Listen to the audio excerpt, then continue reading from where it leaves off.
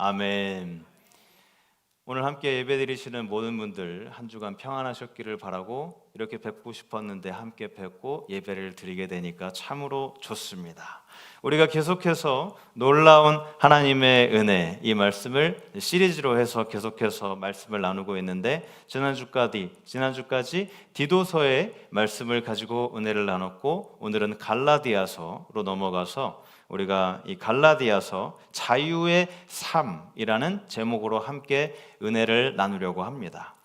복음, 여러분, 복음이 뭐죠?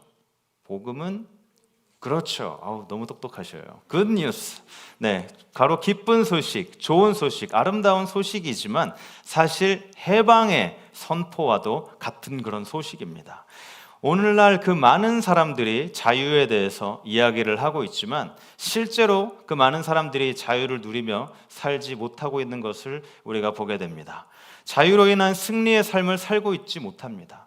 우리가 알아야 할 것은, 우리의 대적인 이 사단은 늘 죽은 사람을 원하지 않습니다. 살아있는 사람, 자신의 노예로 삼을 수 있고 자신의 명령을 그런 수행할 사람을 찾고 있습니다.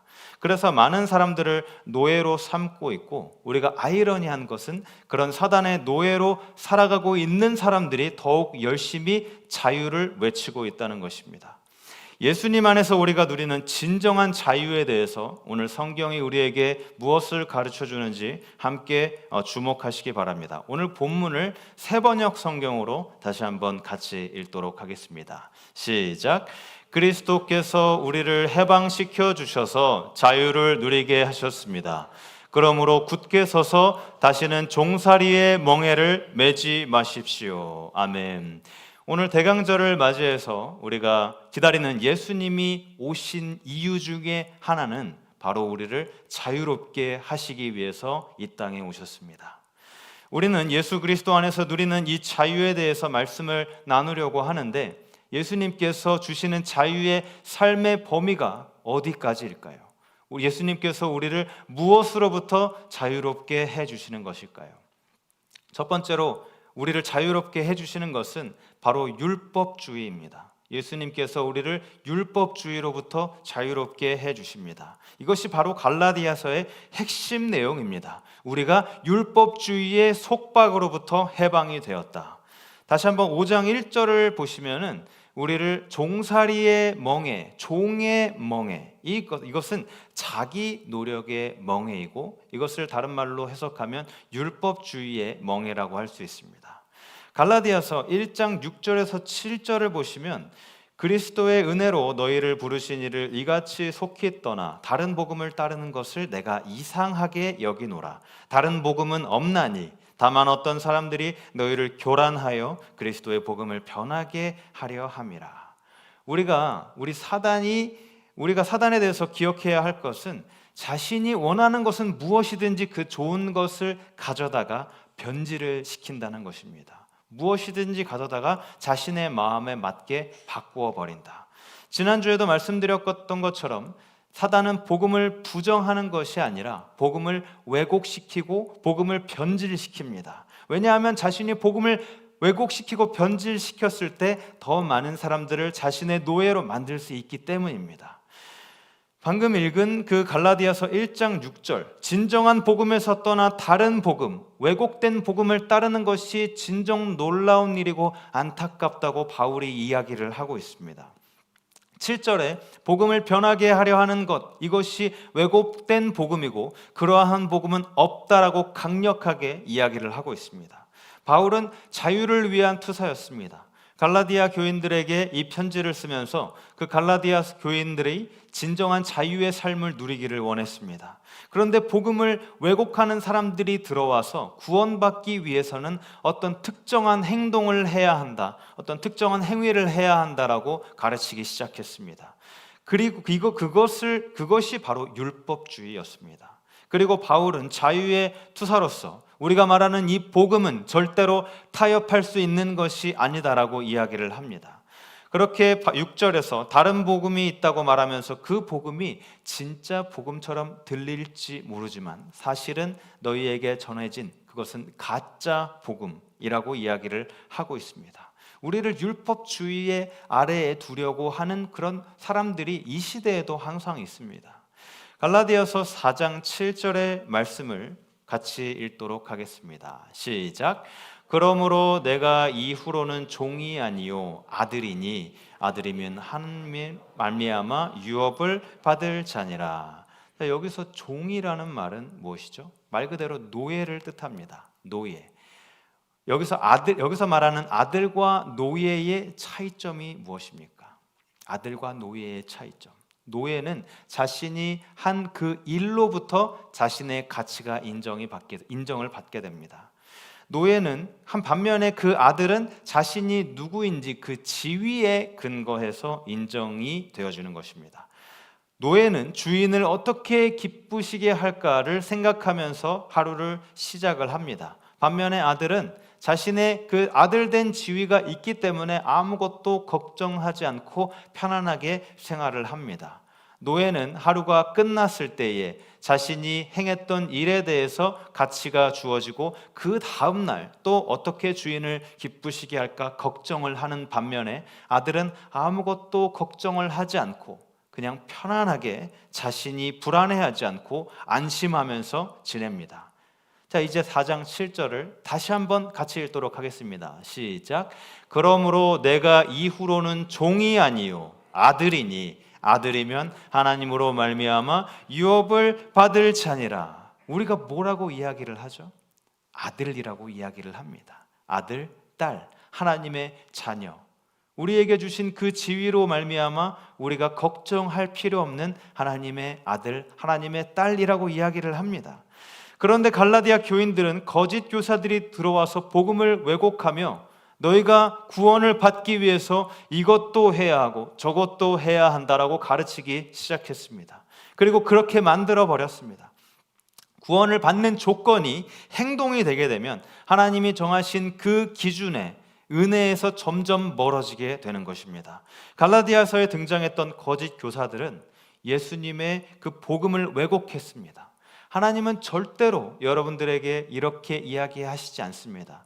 너가 이것을 했기 때문에 내가 너를 사랑한단다. 만약 너희가 이 일을 한다면 내가 너희를 사랑한단다. 절대 그렇게 말씀하시지 않습니다. 나는 그냥 너를 사랑한단다.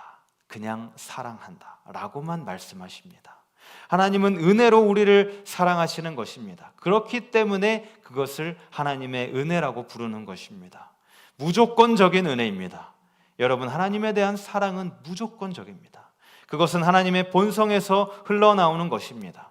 우리의 본성, 우리의 행위로부터 나오는 것이 아니라 우리의 행위에 대한 반응으로 오는 것이 아니라 하나님의 행위, 그것은 우리를 향한 하나님의 행위입니다.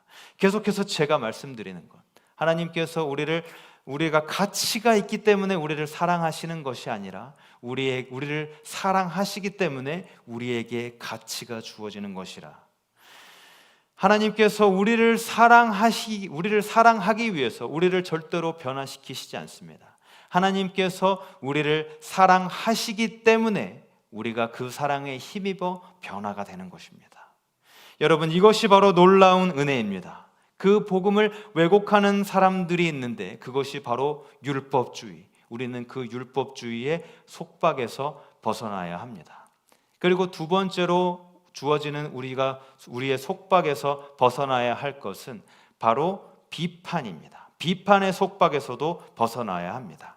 갈라디아서 2장 4절과 5절을 우리 함께 읽도록 하겠습니다. 시작.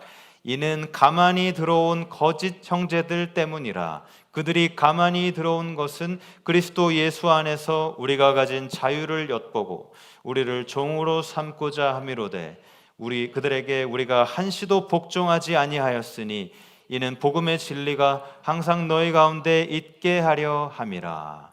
바울은 여기서 율법주의와 싸워야 할 뿐만이 아니라 비판과도 싸워야 했습니다. 거짓 교사들이 있었습니다. 어떤 번역에서는 가짜 기독교인이라고 말을 하기도 합니다.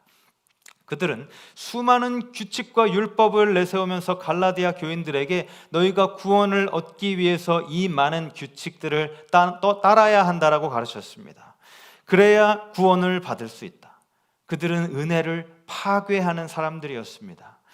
구약의 율법, 처음에 모세에게 주어졌던 그 율법은 정의롭고 거룩했습니다. 그 구약의 율법은 요구사항이 있었고 규칙이 있었고 규정이 있었고 의식이 있었고 그런 제사, 따르는 그런 규정들이 있었습니다. 그러나 바리새인들은 그 율법을 가지고 와서 자신의 입맛대로 확장하고 늘리면서 다른 사람들의 죄책감을 강화할 수 있는 그런 수많은 규칙들을 만들어내기 시작했습니다. 바리새인 스스로도 기쁨으로 하나님을 섬겼던 것이 아니라 암울한 강박으로 하나님을 섬겼습니다. 그리고 그 사람들은 그들의 암울함을 다른 사람들에게도 전달하려고 했습니다. 그들은 리스트를 만드는 사람들이었습니다. 오늘날에도 예수님 안에서 누리는 기쁨을 빼앗아서 사람들의 의견의 노예가 되게 만들려고 하는 리스트 메이커들이 있습니다. 그리고 이것은 우리를 끔찍한 노예로 만드는 일입니다. 제가 말씀드리는 것은 다른 사람의 생각을 신경 쓰지 말라라고 이야기하는 것이 아닙니다. 다른 사람을 대할 때 우리의 태도가 어떠하든지 전혀 상관이 없다라고 말을 하는 것이 아닙니다. 우리는 그리스도인으로서 이 세상에 예수님의 제자로서 최대한 선한 영향력을 끼치며 살아야 합니다. 그렇지만 다른 사람의 의견의 노예가 되어서는 안 됩니다. 바울은 사람들의 노예가 되기를 거부했습니다. 갈라디아서 2장 5절을 우리 새번역 성경으로 같이 읽도록 하겠습니다. 시작. 우리는 그들에게 잠시도 굴복하지 않았습니다. 그것은 복음의 진리가 언제나 여러분과 함께 있게 하려고 한 것입니다. 바울은 이렇게 이야기를 합니다. 바울은 부드러운 마음을 가진 사람이었지만 다른 한편으로 강인한 마음도 가지고 있었습니다. 우리가 그리스도인으로서 이 땅에 살아갈 때에 바울의 이러한 모습, 부드러운 마음과 강인한 마음을 동시에 가지며 살아가는 여러분들이 되시기를 바랍니다. 제가 담임 목회를 처음에 한다고 시작을 했을 때 저는 어느 누구에게도 이야기를 하지 않았습니다. 한국에 있는 친한 친구들에게도 아무도 이야기를 하지 않았고, 심지어 가까이 살고 있는 제가 클레어먼트 신학교의 기숙사에 살고 있었던 그 친한 동료들과도 그 이야기를 하지 않았고, 또 가까운 지인들에게도 이야기를 하지 않았는데 소문이 어찌나 빠른지 가까운 지인들보다 더 많은 그런 다른 주에 사는 그런 목사님들에게 연락이 왔습니다. 그런데 이제 그분들이 말씀해 주시는 것, 저에게 이제 좋은 말씀을 해 주시고, 또 여러 가지 목회는 이렇게 해야 한다, 저렇게 해야 한다 라고, 이렇게 제가 아무래도 나이가 어리니까 또 처음 목회를 시작하니까 좋은 말씀을 많이 해 주셨습니다. 그런데 그 많은 좋은 의견이지만 그 의견에 휩쓸려서 노예가 되는 것은 바람직하지 않습니다. 주변 사람들의 의견, 내가 이것을 했을 때 사람들이 어떻게 생각할까? 이것에 치우치게 되는 것이 바로 그 의견의 노예가 되는 것입니다. 베드로가 그렇게 노예가 되었습니다. 2장 11절, 12절, 갈라디아서 2장 11절, 12절 말씀을 함께 읽도록 하겠습니다. 시작. 게바가 안디옥에 이르렀을 때에 책망받을 일이 있기로 내가 그를 대면하여 책망하였노라. 야고보에게서 온 어떤 이들이 이르기 전에 게바가 이방인과 함께 먹다가 그들이 오매 그가 할례자들을 두려워하여 떠나 물러가매. 여기서 말하는 게바는 바로 베드로입니다. 베드로를 아람식으로 이야기를 하는 것입니다. 베드로는 복음이 유대인들에게 전해졌을 뿐만이 아니라 이방 사람들에게 전해졌다는 것을 깨닫고 그 이방 사람들과 함께 식사를 하면서 어울리고 있었습니다. 그런데 예루살렘 그 초대교회의 본부, 저 할례자들을 그렇게 표현하는 것입니다. 예루살렘 초대교회의 사람들이 자신을 보러 온다는 그 이야기를 들었을 때 자신이 이방인과 어울렸다는 그 소문이 날까봐, 그런 의견을 그런 비판을 듣게 될까봐 다른 곳으로 가서 숨게 됩니다. 그랬을 때 바울이 이렇게 베드로를 책망을 합니다. 베드로, 당신이 이 사람들을 비판의 속박으로 내몰았고 너 자신도 비판이 무서워서, 비판이 두려워 비판의 노예가 되었구나. 그렇게 무서워한 것은 잘못된 것이다 라고 말하면서 책망을 합니다. 여러분, 우리는 다시 한번 말하지만 사람들과 잘 어울려야 합니다. 우리는 사람들의 사이에 나아가서 하나님의 대사가 되어야 합니다. 그런데 여러분, 우리는 정치인이 되어서는 안 됩니다. 사람들의 말에, 이 말에 혹해서 그 말에 맞는 사람이 되고, 또 이 말에 흔들려서 그 말을 대변하는 사람, 그런 사람들이 되어서는 안 됩니다. 나를 향한 비판은 외부에서뿐만이 아니라 내부에서도 올 수 있습니다. 바울은 우리를 그렇게 만드는 사람들을 향해서 2장 4절에서 거짓 형제들이라고 이야기를 합니다. 다시 한번 강조하지만 우리는 다른 사람들의 생각에 대해서 우리는 충분히 공감을 해야 합니다. 그리고 나를 향한 정당한 비판에 우리가 귀를 기울여야 하지만 사람들의 비판이 여러분을 함정에 빠지지 않도록 주의하시기를 바랍니다. 그리고 바울은 오늘 본문에서 그리스도께서 우리를 자유롭게 하려고 자유를 주셨으니 그러므로 굳건하게 서서라고 말을 했습니다. 여러분은 하나님 앞에서 지위를 갖도록 노력해야 하는 율법주의의 속박으로부터 자유로워졌습니다. 여러분은 예수 그리스도 때문에 다른 사람의 생각에 따라서 살려고 하는 그런 비판의 속박에서 자유롭게 되었습니다. 사랑하는 여러분, 다른 사람들 때문에 속박당하는 삶을 살지 마시기를 바랍니다. 주변의 비판에서 벗어나 하나님께서 주시는 은혜, 예수님께서 주시는 자유를 누리며 살아가는 여러분들이 되시기를 바랍니다. 세 번째로, 우리는 우리에게 자유를 주시는 세 번째가 있는데, 율법주의의 속박, 비판의 속박뿐만이 아니라 우리는 운명의 속박으로부터 자유를 주십니다. 이제 갈라디아서 4장 3절에서 5절의 말씀을 우리가 함께 읽을 텐데, 이것은 갈라디아서 전체를 꿰뚫는 주제와도 같습니다. 우리 함께 이 말씀을 같이 읽도록 하겠습니다. 시작. 이와 같이 우리도 어렸을 때에 이 세상의 초등학문 아래에 있어서 종노릇 하였더니 때가 참에 하나님이 그 아들을 보내사 여자에게서 나게 하시고 율법 아래에 나게 하신 것은 율법 아래에 있는 자들을 속량하시고 우리로 아들의 명분을 얻게 하려 하심이라. 자, 여기서 바울이 이 세상의 초등학문 아래에 종노릇 하는 것이라고 이야기를 하는데, 이 초등학문이 무엇을 의미하는 것일까요? 이 초등학문은 세상의 모든 원소들, 해, 달, 별, 이 세상에 이런 것들을 섬기는 것을 말을 합니다. 제가 한국에 있을 때는 이 스포츠 신문을 굉장히 자주 읽었습니다.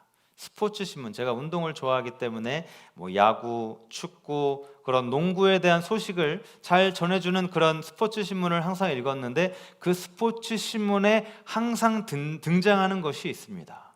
그렇죠. 바로 오늘의 별자리, 그리고 오늘의 운세, 이런 것에 대해서 항상 이야기를 합니다. 바로 이것이 오늘 우리 성경이 말씀하는 초등학문, 운명론입니다. 그것을 믿는 사람들은 자신의 미래가 별자리, 그리고 또 환경에 있다고 생각을 합니다. 율법주의에서는 우리 자신에게 속박이 되고, 또 비판주의에서는 다른 사람에게 속박이 되는 것입니다. 그런데 이 운명론에서는 환경의 노예, 환경에 속박이 됩니다. 여러분, 하나님의 자녀는 이런 것들에 속박이 되어서는 안 됩니다. 오늘날 우리 세대는 많은 사람들, 심지어는 그리스도인들까지 이런 별자리를 보고 오늘의 운세를 보는 그런 분들이 많이 있습니다. 우리는 율법주의에 속박이든 비판에 속박이든 운명에 속박이든 우리 스스로를 속박을 하고 있습니다. 여러분, 우리는 운명의 희생자가 아닙니다. 여러분은 하나님의 은혜로 지금의 여러분이 된 것입니다. 바울은 갈라디아 교인들에게 오늘 본문의 말씀, 그리스도께서 우리를 자유롭게 하려고 자유를 주셨으니 그러므로 굳건히 서서 다시는 종의 멍에를 매지 말라라고 이야기를 하고 있습니다. 이제 이 말씀이 우리의 삶에 어떻게 적용이 될 수 있을까요? 우리는 이 율법의 비판, 운명론에 어떻게 율법주의와 비판 운명론에 어떻게 저항하면서 살아갈 수가 있을까요? 어떻게 하나님께서 원하시는 자유의 삶을 살아갈 수가 있을까요? 자, 이제 2장으로 가시면은 2장에 여기에 핵심이 있습니다. 우리 갈라디아서 2장 20절, 정말 유명한 구절, 많은 사람들에게 은혜를 주는 구절을 우리 함께 읽도록 하겠습니다. 시작. 내가 그리스도와 함께 십자가에 못 박혔나니 그런즉 이제는 내가 사는 것이 아니요 오직 내 안에 그리스도께서 사시는 것이라. 이제 내가 육체 가운데 사는 것은 나를 사랑하사 나를 위하여 자기 자신을 버리신 하나님의 아들을 믿는 믿음 안에서 사는 것이라. 자, 여기서 바울이 이야기하는 것은 예수 그리스도의 십자가가 우리를 해방시키는 힘이라고 이야기를 하고 있습니다. 그렇다면 십자가가 어떻게 우리를 해방시킬 수 있을까요? 우리는 내가 그리스도와 함께 십자가에 못 박혔나니라고 말할 때 그것이 어떻게 우리를 자유롭게 할 수 있을까요? 바울은 본문 5장 1절 우리가 읽은 말씀, 그리스도께서 우리를 자유롭게 하려고 자유를 주셨으니 그러므로 굳건하게 서서라고 말을 합니다. 속박되어 있는 사람들은 십자가를 잃어버렸기 때문에 속박이 되는 것입니다. 예수님의 보혈로 율법의 모든 요구가 충족이 되었기 때문에 우리는 결코 율법주의의 노예가 될 수 없습니다.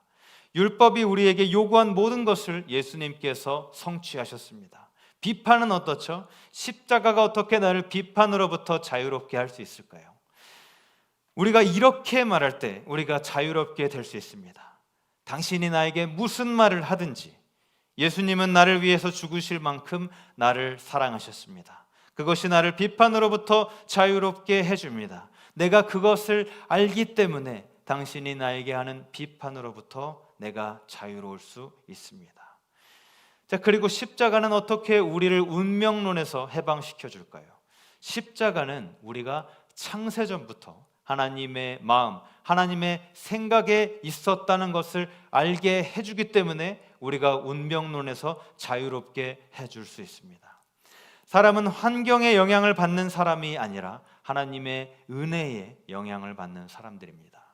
그리고 십자가는 우리를 율법주의에서 해방시켜 줍니다. 십자가는 나를 비판으로부터 자유롭게 해줍니다. 십자가는 이 모든 것들, 비판, 율법주의, 나를 운명론에서 자유롭게 하는 것을 믿으시는 여러분들이 되시기를 바랍니다. 자, 그렇다면 우리의 삶에서 이 말씀을 어떻게 적용을 할 수 있을까요? 갈라디아서 2장 20절을 우리가 어떻게 성경에서 꺼내어 내 마음속에 새겨서 우리의 삶에 드러내면서 살 수가 있을까요? 너무도 중요한 구절이기 때문에 우리가 한 번만 더 새 번역으로 읽도록 하겠습니다. 시작. 나는 그리스도와 함께 십자가에 못 박혔습니다. 이제 살고 있는 것은 내가 아닙니다. 그리스도께서 내 안에 살고 계십니다. 내가 지금 육신 안에서 살고 있는 것은 나를 사랑하셔서 나를 위하여 자기 몸을 내어주신 하나님의 아들을 믿는 믿음 안에서 살아가는 것입니다. 바울이 이렇게 이야기를 합니다. 이제 여러분이 이 자유의 삶에 대해서 세 가지를 배우기를 원하는데요. 첫 번째로 우리가 배워야 할 것은 자유의 삶, 자유의 삶은 죽임당한 삶이다. 처형당한 삶이다. 이것이 무슨 말을 의미할까요? 내가 그리스도와 함께 십자가에 못 박혔나니, 이 못 박힌 것, 이것이 바로 처형된 삶을 이야기합니다. 그런데 이 못 박힌 것이 어떤 것이냐? 바로 우리의 옛사람을 이야기하는 것입니다. 예수님께서 죽임을 당하셨습니다. 예수님께서 죽임을 당하셨을 때 예수님 한 분 때문에 죽임을 당하신 것이 아닙니다. 바로 우리의 죄 때문에 예수님은 십자가를 지실 때 우리의 죄를 짊어지셨을 뿐만이 아니라 우리 그 자체를 짊어지셨습니다. 내가 그리스도와 함께 십자가에 못 박혔습니다. 예수님의 죽음에는 우리의 이름이 새겨져 있습니다. 예수님께서 십자가에 죽으셨을 때 이태훈도 십자가에서 죽었습니다. 예수님께서 십자가에서 죽으셨을 때 여러분도 죽으셨습니다. 바울도 그 십자가에서 죽은 것입니다. 바울은 내가 그리스도와 함께 십자가에 못 박혔습니다 라고 말한 그 고백이 우리의 고백이 되기를 바랍니다. 내가 십자가에 못 박혔다면, 내가 그렇게 죽었다면 우리는 절대로 두 번 죽을 수가 없습니다. 내가 절대로 두 번 죽을 위험에 처할 수가 없습니다. 이미 죗값을 죽음으로 치렀기 때문입니다. 죽은 사람은 어떻게 할 수가 없습니다.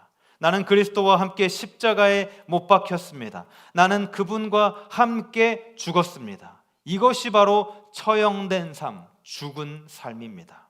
예수님은 내 죄를 지시고 우리 자신을 십자가에 못 박고 우리의 옛사람은 죽게 된 것입니다. 이제 그렇게 처형된 삶이 두 번째로 교환된 삶으로 바뀌게 됩니다.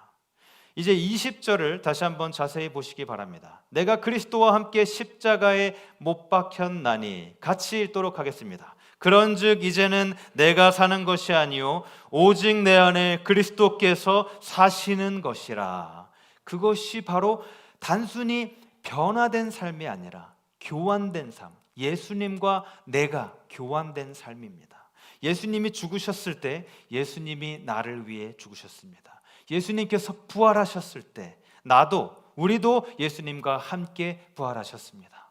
예수님은 내 안에 살아가십니다. 예수님은 저를 위해서, 그리고 여러분을 위해서 예수님 자신을 주셨습니다. 예수님이 살아계시기 때문에 우리가 살아있는 것입니다. 내가 그리스도와 함께 있는 삶, 그것이 바로 교환된 삶입니다. 그리고 그 교환된 삶이 세 번째로 활기가 넘치는 삶이 됩니다. 활력이 넘치는 삶. 20절, 내가 그리스도와 함께 십자가에 못 박혔나니 그런즉 이제는 내가 사는 것이 아니요 오직 내 안에 그리스도께서 사는 것이라. 같이 읽겠습니다. 이제 내가 육체 가운데 사는 것은 나를 사랑하사 나를 위하여 자기 자신을 버리신 하나님의 아들을 믿는 믿음 안에서 사는 것이라. 이 말씀이 바로 활기 있는 삶, 활력이 있는 삶을 이야기합니다. 예수님은 우리를 위해서 자신을 주셨고 우리를 통해 예수님의 삶을 살게 하시려고 예수님 자신을 우리에게 주셨습니다. 우리가 이것을 이해할 때에 자유롭게 되는 것을 믿으시기를 바랍니다. 나는 율법주의에서 자유롭다. 나는 비판에서 자유롭다. 나는 운명론에서 자유롭다. 이것이 바로 우리가 시작한 본문으로 돌아가는 이유입니다. 본문 5장 1절의 말씀, 이 말씀을 다시 한번 읽도록 하겠습니다. 시작. 그리스도께서 우리를 자유롭게 하려고 자유를 주셨으니 그러므로 굳건하게 서서 다시는 종의 멍에를 매지 말라. 아멘. 하나님께서 오늘 여러분에게 말씀하십니다. 다시는 종의 멍에를 매지 말아라. 내가 주는 자유의 삶을 살아라. 그 말씀을 믿으시고 하나님께서 주시는 자유로 말미암아 다시는 율법, 비판, 운명의 노예가 되지 않고 진정한 자유를 누리시면서 예수님을 삶으로 증거하면서 살아가시는 여러분들이 되시기를 바랍니다. 자, 이제 말씀을 마무리합니다. 제가 그리스도의 구원의 삶이라는 책을 읽은 적이 있습니다. 그 책에서 저자는 우리의 삶 가운데 계신 예수님이 우리에게 자유를 준다는 것을 보여줍니다. 그러면서 모세의 이야기로 예를 들면서 이야기를 합니다. 모세의 삶, 여러분들 잘 아시죠? 모세는 살인자가 되고 말았습니다. 그렇게 살인자가 되어서 애굽의 그 바로의 분노를 피해서 광야로 도망쳤고 40년 동안 도망자의 삶을 살면서 광야의 그 구석진 곳에서 숨어 살았습니다. 어느 날 모세는 그 떨기나무가 불타고 있는 것을 보게 되는데 그 떨기나무가 불에 타지만 끊이지 않고 계속해서 타오르고 있는 것을 보게 됩니다. 그 가운데서 이런 말씀이 들려옵니다. 모세야, 내 신발을 벗어라. 네가 서 있는 이곳은 거룩한 땅이다. 저자가 상상력을 발휘해서 이야기를 하는데 모세가 계속 타고 있지만 꺼지지 않는 그 떨기나무를 보면서 부러워 있다고 이야기를 합니다. 그리고 모세가 나도 그렇게 살 수 있으면 참 좋겠다. 나도 저렇게 꺼지지 않는 그런 불이 되고 싶었는데 내가 금방 지쳐버렸다. 내가 그렇게 꺼지지 않는 불이 되어 하나님을 섬기고 싶었는데 나는 재가 되고 말았구나. 저자가 상상력을 발휘해서 그런 절망에 빠져있는 모세에게 나타나신 하나님께서 이렇게 말씀을 하십니다. 모세야, 내가 저 꺼지지 않는 그 떨기나무를 보고 놀랐구나. 그런데 그 나무만이 그렇게 되는 것이 아니란다. 그 옆에 있는 떨기나무, 그 옆에 있는 떨기나무도 다 똑같이 될 수 있단다. 나 하나님이 그 안에 있으면 똑같이 될 수 있단다. 나 하나님은 그 나무가 아니라 그 안에 있는 것이다. 어떠한 나무든지 상관없단다 라고 말씀을 하셨습니다. 우리는 모세가 떨기나무를 부러워한 것처럼 우리 주변의 사람들을 부러워할 수 있습니다. 그러나 우리는 우리 주변의 사람들이 우리보다 더 훌륭하고 낫고 더 좋다라고 그렇게 부러워하시지 마시기 바랍니다. 하나님은 평범한 사람들을 들어서 하나님의 위대한 일을 맡기시는 분이십니다. 중요한 것은 가시덤불이 아니라 가시덤불 안에 계신 하나님이십니다. 나이가 많은 나무든 나이가 젊은 나무든 그것은 아무 상관이 없습니다. 하나님만 계시면 되는 것입니다. 바울이 말하는 것이 바로 그것입니다. 갈라디아서 2장 20절 다시 한번 읽겠습니다.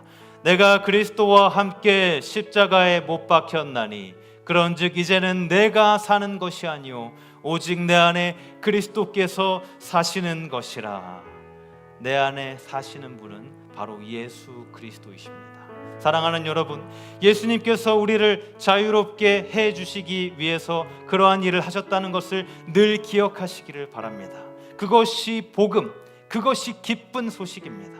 하나님을 늘 우리 마음속에 모시고 살아가면서 진정한 자유를 누리며 이 땅에서 늘 승리하는 삶을 살아가는 여러분들이 되시기를 주님의 이름으로 축원합니다. 우리 함께 들은 말씀을 기억하면서 6월절 어린 양의 피로 함께 찬양합니다. 6월절 어린 양, 6월절 어린 양의 피, 나의 삶의 문이 열렸네. 나의 삶의 문이 열렸네. 저둠의 권세는 힘이 없네. 주 보혈의 능력으로 원수가 날 정죄할 때에도 정죄할 때에 날 의롭게, 난 의롭게 설수, 난 더 이상 정죄함 없네. 난 더 이상 정죄함 없네. 난 주보혈 아래 있네. 주보혈 아래 있네. 아멘. 난 주보혈, 난 주보혈 아래 있네. 그 피로 내 죄 사했네.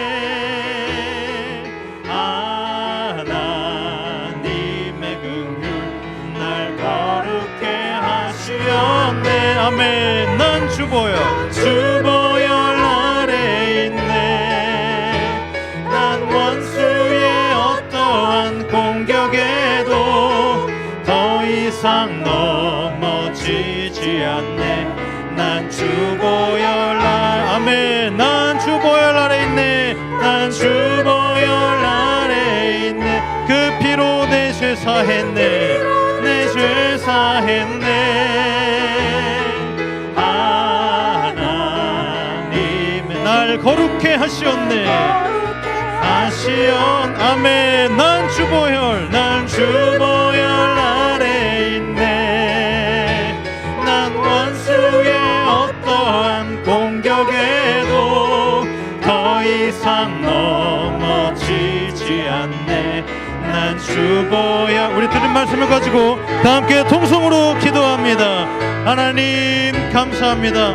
오늘도 우리의 말씀을 통해서 다시 한번 우리를 깨우쳐 주시고 우리를 자유롭게 해주시기 위해서 이 땅에 오신 예수님 그 복음을 기억하며 다시 한번 우리를 자유의 삶을 살라고 허락하신 그 말씀을 기억하게 하시니 감사를 드립니다. 우리에게 복음으로 오신 그 좋은 소식, 기쁜 소식으로 오신 그 말씀을 늘 믿고 우리가 진정한 자유를 누리면서 하나님을 우리 마음속에 모시고 살아가게 하여 주시옵소서. 그러한 삶을 살아갈 때 율법주의의 속박, 우리를 비판하는 비판의 속박, 우리를 운명의 노예로 만드는 그 속박에서 벗어날 줄로 믿습니다. 우리가 그 말씀을 통해서 우리에게 깨우쳐지게 하여 주시고 진정한 자유를 누리며 허락하신 자유를 누리며 우리가 기쁨으로 조건 없이 사랑하시는 그 하나님의 사랑을 우리 마음속에 품고 하나님의 중심이 되어주시는 그것을 깨닫고 그 하나님만 계시면 된다는 그 하나님의 은혜를 깨닫고 살아가는 우리의 삶이 되도록 하나님 도와주시옵소서.